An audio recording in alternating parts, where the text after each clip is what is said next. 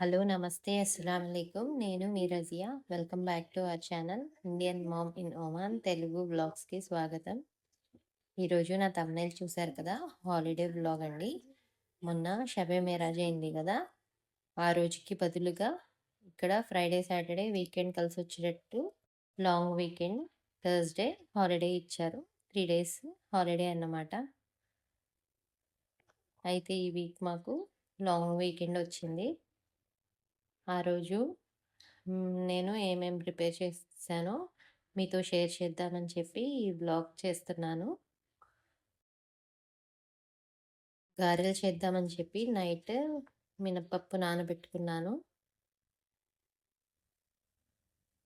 Weekend అంటే కొంచెం లేట్‌గానే లేస్తాం కదా! ఆ రోజు 9:30 అయిపోయింది. బాగా నిద్రొచ్చింది. పడుకున్నాను బాగా మనశ్శాంతిగా. లేకపోతే పొద్దున్నే లెగాలి. డైలీ హడావిడి, హడావిడి. ఈరోజు అలాంటిదేముండదు. మన ఇష్టం వచ్చినట్టు చేసుకోవచ్చు. చక్కగా బ్యాచిలర్ లైఫ్ అయితే అంతా పేరెంట్స్ చేసేవాళ్ళు. మనం చక్కగా ఎన్నింటికైనా లేచేవాళ్ళం. ఒక్కొక్కసారి వెళ్ళాలనిపించకపోతే కాలేజ్ కూడా డుమ్మా కొట్టేసేవాళ్ళం. ఎంతైనా బ్యాచిలర్ లైఫే బావుంటుంది.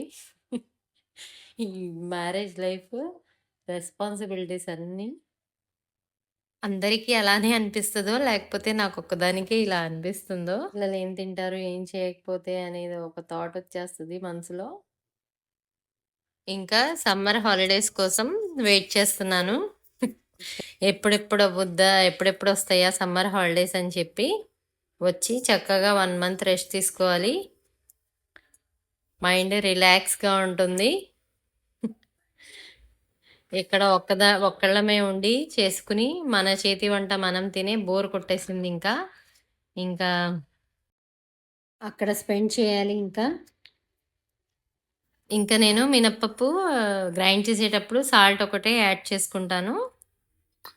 ఇక్కడ పిల్లల కోసం మిల్క్ వేడి చేశాను. గారెలు కదా కొంచెం టైం పడుతుంది వాళ్ళు లేచేసరికి. ఈ పాలైనా రెడీగా ఉంటాయి అని చెప్పి టీ పెడుతున్నాను హస్బెండ్ కోసం. మార్నింగ్ అల్లం వేస్తాను టీలో. కానీ అది వేసేటప్పుడు తీయలేదు. రొటీన్ లైఫ్ ఇలానే ఇంకా రేపు కొంచెం రెస్ట్ కావాలి అనిపిస్తుంది అప్పుడప్పుడు. ఈ మిక్సీ గ్రైండర్ నేను ఇండియా నుండే మోసుకొచ్చానండి. ఇక్కడ ఎన్ని మిక్సీలు కొన్నా కూడా ఇక్కడ కెపాసిటీ సరిపోదు మన వంటలకి. మనం కొంచెం హెవీ ఐటమ్స్ గ్రైండ్ చేసుకుంటాం కదా! అందుకోసం అవి ఊరికనే కాలిపోతాయి. ఇక్కడ మిక్సీలు ఓన్లీ వీళ్ళు జ్యూసెస్‌కే కదా యూజ్ చేసేది. మనం ఇలా హెవీ లోడ్ ఏస్తే అవి కాలక ఏం చేస్తాయి? అందుకోసం ఇండియా నుండే మోసుకొచ్చాను నేను. హాలిడే అయినా కూడా, వీకెండ్ అయినా కూడా మేము ఈవినింగే బయటకు వెళ్తామండి. మార్నింగ్ పూట బయటకు వెళ్ళము మాక్సిమం. ఇంట్లోనే సరిపోతుంది. ఈ వీకెండ్ 3 డేస్ సెలవులొచ్చినియి కదా! బయటకు వెళ్ళి మాకున్న ప్లేసెస్‌ని ఎక్స్‌ప్లోర్ చేద్దామనుకున్నాను. కానీ కుదరలేదు. నెక్స్ట్ వీక్ అయినా వెళ్ళాలి. ఈ గ్యాప్‌లో మా చిన్నమ్మాయి లేచింది.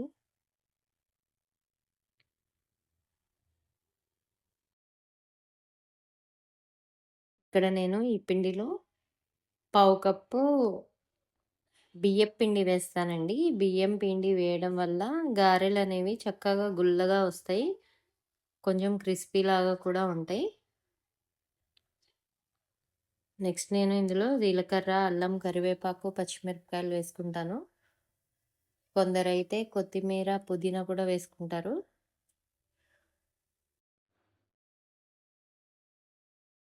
కిచెన్‌లో ఆడవాళ్ళని ఏడిపించే శక్తి ఒక్క ఉల్లిపాయకే ఉందండి. ఏ టైంలో అయినా ఏడిపించేస్తది మనల్ని. అమ్మో! అసలు ఆ ఉల్లిపాయలు అసలు చాలా ఘాటుగా ఉన్నాయి. కళ్ళు బాగా మండిపోయినవి. ఇలా కట్ చేసుకుని ఈ ఇంగ్రీడియెంట్స్ అన్నీ కలుపుకొని పక్కన పెట్టుకుంటే గారెల పిండి అనేది బాగా నాని చాలా క్రిస్పీగా వచ్చి సేమ్ మనకి పొంగుతాయండి. హోటల్లో ఎలా వస్తాయో అలా. మీరు కూడా ఒకసారి తప్పకుండా ట్రై చేయండి. ఒక 20 మినిట్స్ నానబెట్టుకుంటే సరిపోతుంది. ఇప్పుడు కడాయిలో ఆయిల్ పోసిన తర్వాత ఆయిల్ అనేది బాగా మరగనివ్వకూడదండి. బాగా మరగనిస్తే ఈ గారె వేసిన తర్వాత కిందకి వెళ్ళి అతుక్కుంటది. అలా కాకుండా అంత వేడిగా కాదు, అంత చల్లగా కాదు. ఆయిల్‌ని మీడియంగా బాయిల్ చేసుకోవాలి. బాయిల్ చేసిన తర్వాత ఈ విధంగా కొంచెం వాటర్ తీసుకొని పైన వాటర్ ఇలా అద్దుకుని నాకైతే గారెల షేప్‌లో సరిగ్గా రావండి. ఇంకా కొంచెం ఎక్స్‌పీరియన్స్ కావాలి వీటికి. డైలీ చేసే రెసిపీ అంటే ఆటోమేటిక్‌గా అవే వచ్చేస్తాయి. ఇవి ఎప్పుడైనా ఒకసారి చేసుకునే ఐటెమ్ కదా! సో, అందుకోసం నాకు రౌండ్ షేప్ రావు. చాలామంది గారెలంటే హడావిడి చేసేస్తారు. ఆ కవర్లు తీసుకొని, ఈ కవర్లు తీసుకొని, దానికేమో మళ్ళీ సైకిల్ పుల్లలు కూడా తెచ్చుకుంటారు. సైకిల్ సువ్వలు కూడా గారెల్ని గుచ్చడానికి. అదేంటో నాకు ఇప్పటికి కూడా అర్థం కాదు. చూడండి ఇలా వేసిన తర్వాత ఆటోమేటిక్‌గా అవే పైకొచ్చేస్తాయి. కొంచెం సేపు వేగిన తర్వాత చూడండి పైకొచ్చినవి, పైకి పొంగినవి. బియ్యపిండి వేయడం వల్ల ఆయిల్ కూడా పీల్చదండి. నార్మల్‌గా మనంకి బియ్యపిండి లేకపోయినా కూడా రైస్‌ని కూడా వెట్ రైస్‌ని తీసుకొని గ్రైండ్ చేసుకోవచ్చు మనం మిక్సీలో పొడి బియ్యాన్ని. గారెల్లో ఆయిల్ ఎందుకు పీలుస్తాయి? పిండి మనకి బాగా పల్చగా అయిపోతే ఆయిల్ పీల్చేస్తాయి.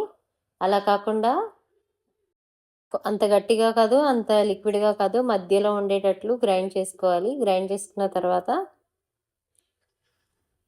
బియ్యపిండి వేసుకోవాలి. ఇక్కడ చూడండి నేను చట్నీకి రెడీ చేసుకుంటున్నాను. చట్నీకి నేను ముందుగానే పల్లీలు, పుట్నాలు, కొంచెం కొబ్బరి, పచ్చిమిరపకాయలతో ఆయిల్‌లో ఫ్రై చేసుకొని కొంచెం కచ్చా పక్కాగా గ్రైండ్ చేసుకుంటాను. దాన్నే నాకెప్పుడు కావాలో అప్పుడు ఇంకొంచెం గ్రైండ్ చేసుకొని అందులో సాల్ట్ యాడ్ చేసుకొని తాలింపు వేసుకుంటాను. తాలింపు వేసేసాను. చెప్పానుగా మంచి షేప్ అయితే రాదని చెప్పి. గారెలకి షేప్ రాదండి. అది ప్రాక్టీస్ కొద్దీ వస్తుంది. నా గారెల షేప్ చూసి నవ్వుకోకండి. నవ్వొస్తది ఆ షేప్‌ని చూస్తే. చూడండి గారెలు అసలు ఆయిల్ పీల్చలేదు.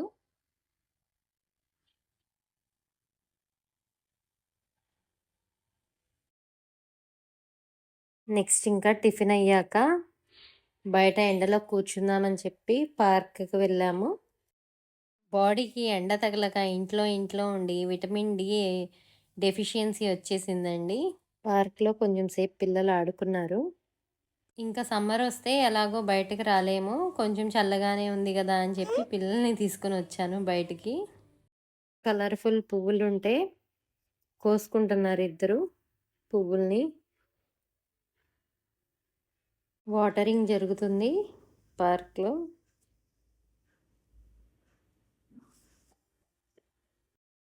కార్టూన్స్ చూసి పిల్లలు ఎలా ఉన్నారంటే అలా ఉన్నారు. ఇప్పుడేమో ఇద్దరు ఇక్కడ పువ్వులిచ్చుకుంటారు. ఎంత నవ్వొచ్చిందో అలా చేస్తున్నప్పుడు. ఇక్కడ నేను గోరింటాకు కోసుకుందామని చెప్పి వెళ్ళాను. ఆ గోరింటాకేమో ఆకులు చాలా చిన్నగున్నాయి. ఇంకా నాకు వర్క్ లోడ్ ఎక్కువైపోతుంది అని చెప్పి కొయ్యలేదు. మన సైడ్ దొరికే ఆకులైతే చాలా పెద్దగా ఉంటాయండి. ఇలా లాగేయొచ్చు ఆకుల్ని. ఇవేమో చాలా చిన్నగా ఉన్నాయి. చూడండి మీరే. ఒక్కొక్క కొమ్మ, రెమ్మ అంటారు కదా! అదే అసలు చాలా చిన్నగా ఉంది. ఇంకా దానికి ఆకులేమో చాలా చిన్నగా ఎందుకో ఇలా అవుతున్నాయి తెలీదు. ఇంకా కొంచెం సేపు పార్క్‌లో ఉండి వచ్చేసాం పిల్లలు ఆడుకున్న తర్వాత. ఇప్పుడు నేను మధ్యాహ్నానికి లంచ్ ప్రిపేర్ చేశాను. పప్పు, టమాటా చేశాను సింపుల్‌గా. అందులోకి వడియాలు. ఇంకా అయిపోయింది. నిన్ననే అనుకున్నాం నేను మా ఫ్రెండ్ పప్పు చెక్కలుంటాయి గదా! అవి చేసుకుందామని చెప్పి. మా ఫ్రెండ్ వాళ్ళది ఆంధ్రానే, నెల్లూరు వాళ్ళది. ఇలా ఇద్దరం ప్లాన్ చేసుకున్నాం. పప్పు చెక్కలు చేసుకుందామని చెప్పి. ఇక్కడ అవి చేద్దామని చెప్పి ప్రిపేర్ చేస్తున్నాను. బియ్యప్పిండి ఒక అర కేజీ తీసుకున్నాను. తర్వాత మసాలా కోసం పచ్చిమిరపకాయలు, వెల్లుల్లి గ్రైండ్ చేసి పెట్టుకున్నాను. నెక్స్ట్ కరివేపాకు, ఉప్పు, సాల్ట్, పచ్చెనగపప్పు, సగ్గుబియ్యం నానబెట్టుకున్నాను. ఒక అరగంట ముందే నానబెట్టుకున్నాను సగ్గుబియ్యాన్ని. ఇవి చిన్న సగ్గుబియ్యం అండి. అరగంట సరిపోతుంది నానబెట్టుకోవడానికి. అదే పెద్దవైతే చాలాసేపు నానతాయి అవి. పప్పుల్ని ఈ పప్పుల్ని నేను ఒక 2 గంటలు నానబెట్టుకున్నాను. ఇక్కడ చూడండి మా చిన్నమ్మాయి తను కలిపేస్తదంట. అవి, అవి తీసి కెలికేస్తుంది. నేను కలుపుకుంటుంటే తను వీడియో తీస్తుంది. మనకేమో అక్కడ ఎప్పుడైనా ఏదన్నా తినాలి అనిపించినప్పుడు బయటకు వెళ్తే అన్నీ రెడీమేడ్ దొరికేస్తాయండి. ఇక్కడ మనకు తినాలి అనిపించినా కూడా మనం స్వయంగా చేసుకోవాలి. అదే పెద్ద ప్రాబ్లమ్. ఎవరైనా తోడుకుంటే సరిపోతుంది. ఆమె తోడొచ్చింది కాబట్టి నాకు చాలా హెల్ప్ చేసింది. తర్వాత ఆ ఇంగ్రీడియెంట్స్ అన్నీ వేసిన తర్వాత ఇందులో కొద్దిగా ఘీ వేసుకున్నాను.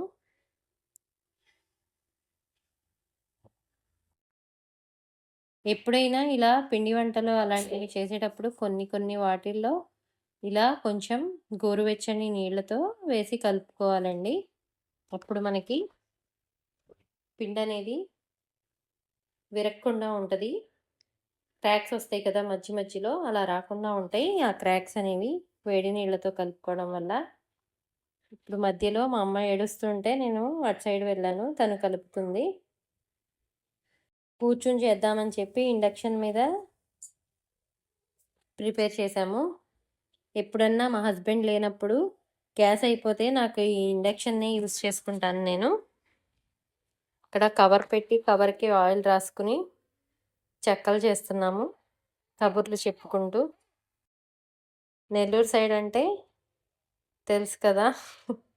వాళ్ళకి కూడా అన్నీ తెలుసు ఆల్మోస్ట్. వంటకాలన్నీ మన టేస్ట్‌లు, వాళ్ళ టేస్ట్‌లు ఆంధ్రానే కదండీ! అన్ని డిషెస్ అన్నీ తెలిసినవే ఉంటాయి. ఒకరోజు నెల్లూరు చేపల పులుసు కూడా చేద్దాము వీడియో కోసం అని కూడా చెప్పుకున్నాము. కానీ ఇక్కడ దొరికే చేపలు వేరు కదా! మన టేస్ట్ వస్తదా అని చెప్పి ఆమె అడుగుతూ ఉంది. అలా ఇద్దరం కబుర్లు చెప్పుకుంటూ ప్రిపేర్ చేసాం. ఒక 2 గంటలు పట్టింది. నడుములు పోతాయండి బాబు ఇలాంటి వంటకాలు చేసేటప్పుడు. మనకేమో అలవాటు లేదు. మన మమ్మీ వాళ్ళు ప్రిపేర్ చేసినవి తినడానికే మనకలవాటు. ఫస్ట్ టైం ప్రిపేర్ చేశాను నేనివి. ఇంతకుముందు చెకోడీలు అవి ప్రిపేర్ చేశాను. నేనొక్కదాన్నే. మా చిన్నమ్మాయి పుట్టకముందు చూడండి క్రిస్పీగా ఉన్నాయి. బాగా కాలిపోతున్నాయి. తుంచి చూపించమంటే. ఇలా ప్రిపేర్ చేసుకోవడం, వేయడం, తీయడం ఇంకా అదే పనుంది. ఒక 2 గంటల వరకు. నేను ఈవినింగ్‌కి దోసల కోసం మధ్యాహ్నమే నానబెట్టుకున్నానండి. దోసలకి. చూడండి ఈ రైస్ దొరుకుతాయి ఇక్కడ. ఇడ్లీకి గానీ, దోసలకు గానీ ఈ రైసే యూజ్ చేస్తారు. కానీ ఇడ్లీకి నేను ఈ రైస్ యూజ్ చేయను. ఈ రైస్ తో ఇడ్లీ వేసుకుంటే గంజిగా ఉంటుంది ఇడ్లీ. నాకు నచ్చదు. ఇక్కడ మిల్లు కూడా ఉంది. ఆ మిల్లులోనే నేను ఈ రైస్‌నే కొంచెం రవ్వలాగా చేసిస్తారు. అది తెచ్చుకుంటాను. ఇడ్లీ రవ్వ కింద దాన్ని యూజ్ చేసుకుంటాను. పర్లేదులెండి. మన సైడ్ టేస్ట్ రాదు. అయినా కూడా ఏదో ఇడ్లీ అని చెప్పి ఫిక్స్ అయిపోవడమే. ఎప్పుడైనా దోసలకి 1:3 రేషియో వేసుకుంటే దోసలు అనేవి క్రిస్పీగా వస్తాయి, చాలా మెత్తగా కూడా ఉంటాయి. 1 కప్పు మినపప్పు తీసుకుంటే 3 కప్పుల రైస్ తీసుకోవాలి. అందులో కొంచెం మెంతులు వేసుకోవాలి. ఇక్కడ నేను 1/2 కప్పు అటుకుల్ని వేస్తున్నాను. ఈ అటుకుల్ని వీటితో పాటు నానబెట్టకూడదండి. ఇంకా పప్పు రుబ్బుతున్నాము అన్నప్పుడు ఒక అరగంట ముందు నానబెట్టుకుంటే చాలు. ఇంకా అంతే, ఈక్వల్ రేషియో, ఈ విధంగా రేషియో చేసుకుంటే మనకి క్రిస్పీగా కలర్ కూడా బాగా వస్తుందండి ఈ అటుకుల వలన. మీరు కూడా ఈసారి దోసలు వేసేటప్పుడు ఈ రేషియోని ఫాలో అవ్వండి, చక్కగా వస్తాయి దోసలు. అంతే అండి, ఇంకా మా ఈ బ్లాగ్ మరొక బ్లాగ్తో మళ్ళీ కలుద్దాం. అంతవరకు సెలవు. బాయ్. అల్లా హాఫీజ్.